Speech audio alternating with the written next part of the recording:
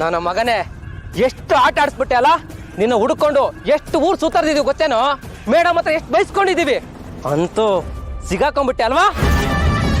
ಅಣ್ಣ ಈ ನನ್ನ ಮಗನ ಇಲ್ಲೇ ಕೊಂದ್ಬಿಡೋಣ. ಇನ್ನೊಂದ್ಸಲ ತಪ್ಕೊಂಡು ಹೋಗಿ ಮಾತೇ ಇರಲ್ಲ. ತಪ್ಪಿಸ್ಕೊಂಡು ಹೋಗ್ಬೇಕು ಅಂತಂದ್ರೆ ಅವ್ನ ಪ್ರಾಣನೇ ಹೋಗಿರ್ತದೆ.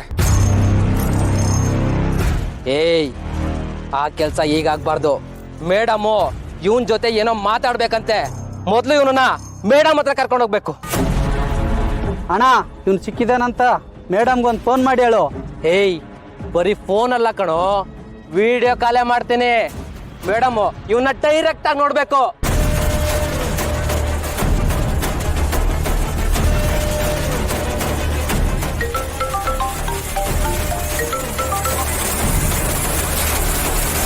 ಮೇಡಮ್,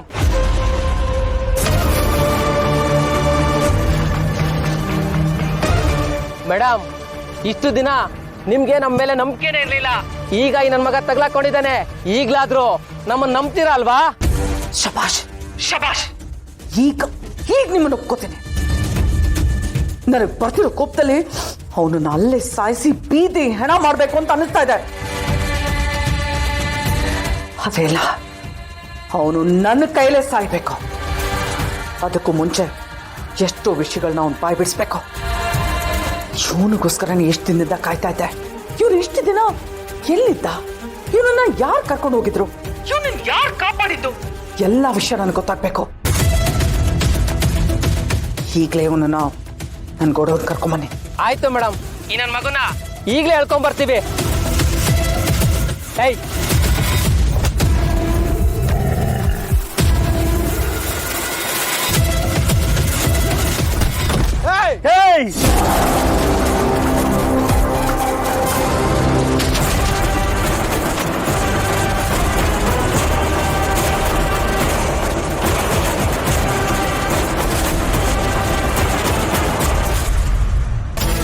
ಇವನು ನನ್ನ ಗೆಳೆಯ. ಇವನ್ನ ಮುಟ್ಟಬೇಕಂದ್ರೆ 3 ಜನ್ಮ ಹುಟ್ಟು ಬರಬೇಕು. ಯಾವುದೇ ಕಾರಣಕ್ಕೂ ಇವನಿಗೆ ಏನಾಗಬೇಕು ನಾನು ಬಿಡೋದಿಲ್ಲ. ನನ್ನ ಗೆಳೆಯನ ಯಾರು ಮುಟ್ಟಕ್ ಬಂದ್ರೆ ಮೊದಲು ಹೆಣ ಬೀಳುತ್ತೆ. ಆ ಯಮನೆ ಅವನ್ನ ಏನು ಮಾಡಕ್ಕಾಗಲ್ಲ. ಯಮನ್ ಭಾಷೆದಿಂದನೇ ಅವನ್ನ ಕಾಪಾಡ್ಕೊ ಬಂದಿದ್ದೀನಿ. ಇನ್ನು ನೀವೆಲ್ಲ ಯಾವ ಲೆಕ್ಕನೋ?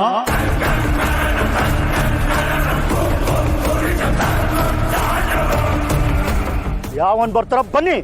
ಮೊದಲು ನಿಮ್ಮೆಲ್ಲರೂ ನೇರವಾಗಿ ಯಮನ ಹತ್ರ ಕಳಿಸ್ತೀನಿ. ನಿಮ್ಮನ್ ಮಾತ್ರ ಅಲ್ಲ, ನಿಮ್ಗಳನ್ನ ಯಾರು ಕಳ್ಸಿದಾರೋ ಅವರು ಯಮನ ಹತ್ರ ಕಳಿಸ್ತೀನಿ. ಏನ್ ಪದ್ದು, ಯಾವುದೋ ಮುಖ್ಯವಾದ ವಿಷಯ ಇದೆ, ಈಗಲೇ ಮಾತಾಡಬೇಕು ಅಂತ ಹೇಳ್ದೆ. ಏನದು? ನಂದಿನಿ ಅಮ್ಮೋರೆ, ದಯವಿಟ್ಟು ನನ್ನ ಕ್ಷಮಿಸ್ಬಿಡಿ. ಕ್ಷಮೆನಾ? ಯಾಕೆ? ನಾನು ಕ್ಷಮಿಸುವಂತ ಯಾವ ಕೆಲಸನೂ ನೀನು ಮಾಡಿರಲ್ಲ, ನನಗೆ ಚೆನ್ನಾಗಿ ಗೊತ್ತಿದೆ. ಇಲ್ಲ ಅಮ್ಮೋರೆ, ನಿಮ್ಮಿಂದ ಒಂದು ದೊಡ್ಡ ಸತ್ಯನ ಮುಚ್ಚಿಟ್ಬಿಟ್ಟೆ. ದಯವಿಟ್ಟು ಕ್ಷಮಿಸ್ಬಿಡಿ ಅಮ್ಮೋರು. ಪದ್ದು, ನನಗೆ ನಂಬಿಕೆ ಇದೆ, ನೀನು ಯಾವುದೇ ವಿಷಯ ಮುಚ್ಚಿಟ್ಟಿದ್ರು ಅದು ನಾನು ಒಳ್ಳೇದಕ್ಕೆ ಆಗಿರತ್ತೆ. ಆದರೂ ನಿನ್ನ ಮನಸ್ಸಲ್ಲಿ ಒಂದು ಕೊರಗಿದ್ದೇ ಇರತ್ತೆ. ಹೇಳು, ಏನು ವಿಷಯ? ನೀನು ನನ್ನಿಂದ ಏನು ಮುಚ್ಚಿಟ್ಟಿದೀಯಾ? ಇಷ್ಟು ವರ್ಷ ಯಾವ ಸತ್ಯ ಗೊತ್ತಾಗಬೇಕು ಅಂತ ಆತರಿತಿದ್ವೋ ಅದು ಇವತ್ತು ನಿಮ್ಮ ಕಣ್ಮುಂದೆನೇ ಇದೆ. ಅಲ್ಲಿ ನೋಡಿ,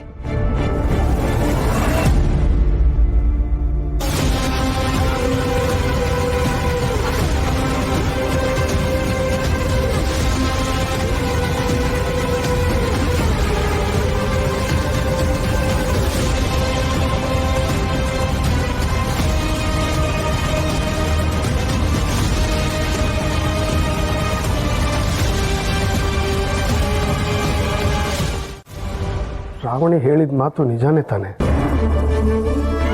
ನಾನು ಯಾಕೆ ಅವಳನ್ನು ದ್ವೇಷ ಮಾಡಿದೆ? ಆ ಮಗುನ ನಾನು ಯಾಕೆ ದೂರ ಇಟ್ಟೆ? ಈ ರಾಜ್ಯಕ್ಕೆ ಮಂತ್ರಿ ನಾನು, ಅದರಲ್ಲೂ ವಿದ್ಯಾಮಂತ್ರಿ. 106 ಮಕ್ಕಳ ಭವಿಷ್ಯನ ರೂಪಿಸಿದ್ದೀನಿ. ಆದರೆ ನನ್ನ ಮಗು ಅಂದರೆ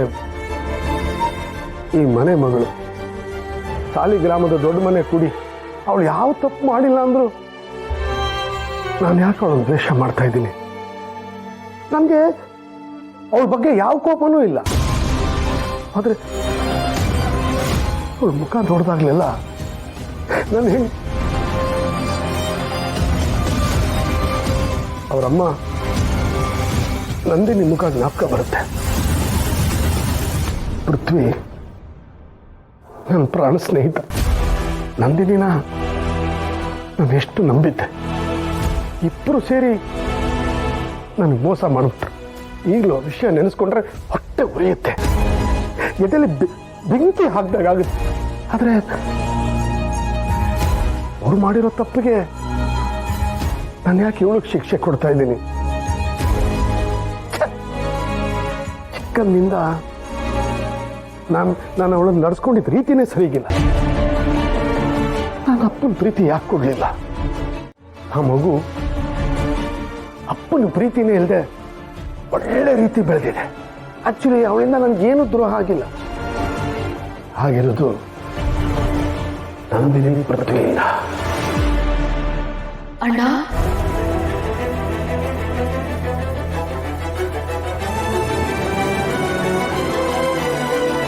ಅಣ್ಣ, ನೀವು ನಂದಿನಿ ಅಮ್ಮ, ನನ್ನ ತಂಗಿ ನಂದಿನಿ ಅಮ್ಮ.